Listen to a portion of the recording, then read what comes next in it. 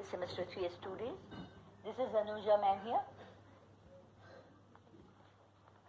Today I am going to explain about the social cognition, my unit 3 from social psychology. In social cognition, nature factors affecting social cognition. Okay? तो आप चाहे तो कागज कलम यानी copy कलम हाथ में रख सकती हैं, इम्पोर्टेंट फैक्टर्स को आप नोट कर सकती हैं. ठीक है? और मेरा लेक्चर शुरू होने जा रहा है सोशल कॉग्निशन के बारे में. ओके, तो सबसे पहले मैं ये बतलाना चाहूंगी कि what is social cognition. Okay, यानी कि सामाजिक संज्ञान का अर्थ क्या है. सामाजिक संज्ञान का अर्थ होता है कि लोग दूसरे के संबंध में प्राप्त सूचनाओं की व्याख्या किस रूप में करते हैं और उसका उपयोग किस ढंग से करते हैं.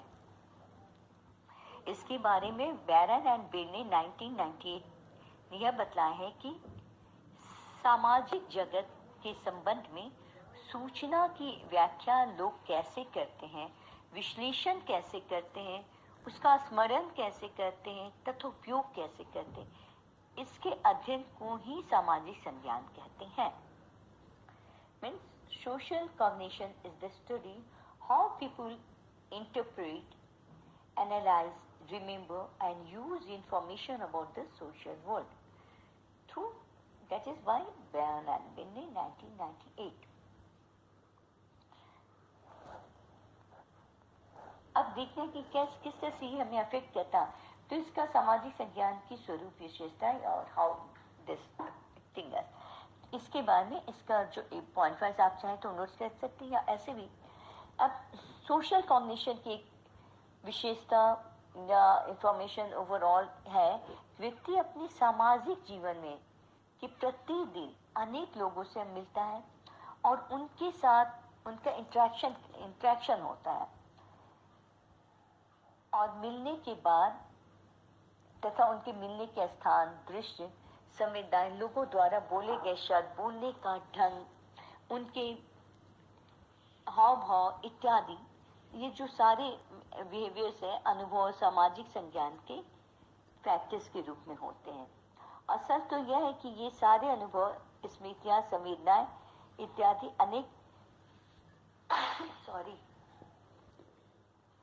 इत्यादि इतने अधिक होते हैं कि सभी को एक समय में सम्मिलित करना मानव मन में संभव नहीं हो पाता. अपने मन में हम किस तरह से इसको, कोई भी व्यक्ति आपके किसी एक व्यवहार को, आपकी इतनी सारी जो बिहेवियरल पैटर्न्स होती हैं, आपकी जो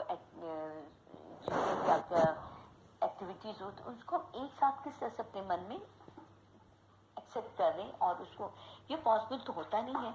सेकेंड, आप लिख सकते हो कि सामाजिक संज्ञान का संबंध एक ऐसे फैक्ट्स के साथ होता है जो शॉर्टकट के कॉन्सेप्ट से है.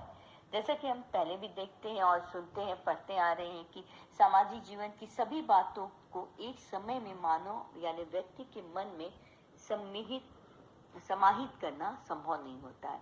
इसलिए व्यक्ति वैसे अनुभवों, स्मृतियों और संवेदनाओं को काट छांट के अपने मन में इकट्ठा करता है. सामाजिक यानी सोशल कॉग्निशन के एक बड़े भाग में इन्हीं छोटे जो शॉर्टकट्स का अध्ययन किया जाता है. सोशल कॉग्निशन आपको किसी पर्टिकुलर व्यक्ति से आपको समझा रही है मैं, जैसे किसी खास व्यक्ति से मैं मिलती हूँ तो आप में कुछ ऐसी आपके बिहेवियर पैटर्न हमको बहुत ज़्यादा प्रभावित करती है. जो नहीं कि अच्छे सेंस में, बुरे सेंस में ही कहता है, बुरे और अच्छे दोनों हमारे अंदर एक आपके प्रति छाप पड़ता है. आपका बिहेवियर हमारे पर एक छाप छोड़ता है और उसको हम किस तरह से रिसीव करते हैं. जो नहीं कि आप एक पैटर्न हमारे दिमाग में बैठ जाए. आप में बहुत सारी अच्छी बातें भी हैं, बहुत सारी बुरी बातें, तो हम छांट के जितना हमारे अंदर रिसीव हम करने की क्षमता है उसको, उन सारे गुणों में से थोड़े से गुण को आपको छांट करके अपने अंदर मेरे मन में वो बात बैठती है.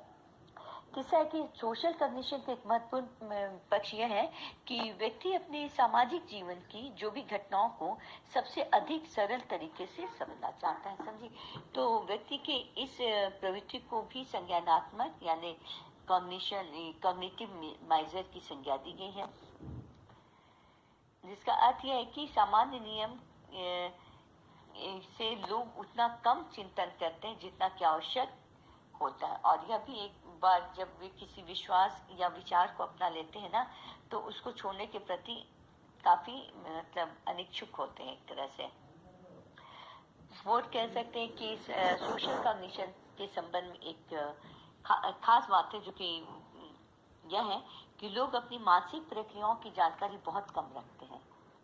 और इसके विषय में निस्बेट NISBETT एंड विल्सन का तो यह मानना है और कहना है कि ये लोग अपने व्यवहार के सही कारणों को बतलाने में सामान्यतः सक्षम होते हैं, अक्षम होते हैं, और वो अपने व्यवहार की व्याख्या भी करते हैं।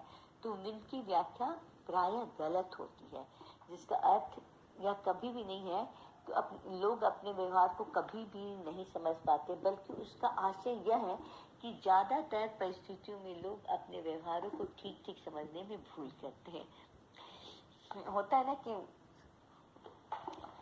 कुछ व्यवहार हमारे ऐसे हो जाते हैं जिसको हम खुद ही उसको समझने में चूक जाते हैं। और फिफ्थ की सामाजिक संज्ञान यानी सोशल कॉग्निशन में सामाजिक जो सोशल स्ट्रेटेजीज है, यानी लघु भाग यानी शॉर्टकट कहते हैं जिसको, वो भी कहा जाता है। इनमें दो विशेषताएं हैं। पहली विशेषता यह है कि सामाजिक सूचना पर विचार करने के मार्ग को सरल तथा सहज बना देते हैं। दूसरी विशेषता यह है कि अधिकांशतः समयों में वे सही होते हैं।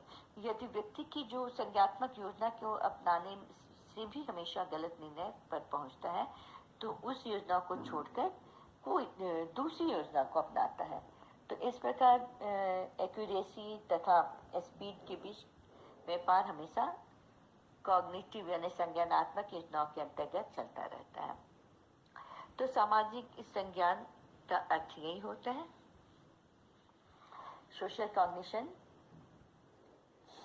के विषय में जो हम आपसे डिस्कस कर रहे हैं, तो ये हमारी सोशल कॉग्निशन की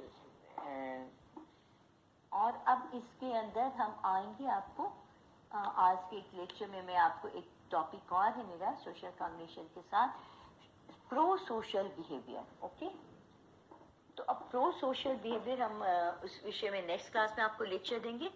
आज के लिए इतना ही रखते हैं कि क्या है प्रो सोशल बिहेवियर, जिसमें है nature, factors developing and pro social behaviour. Okay, तो आज इतना ही, फिर स्टॉप करते हैं। Thank you.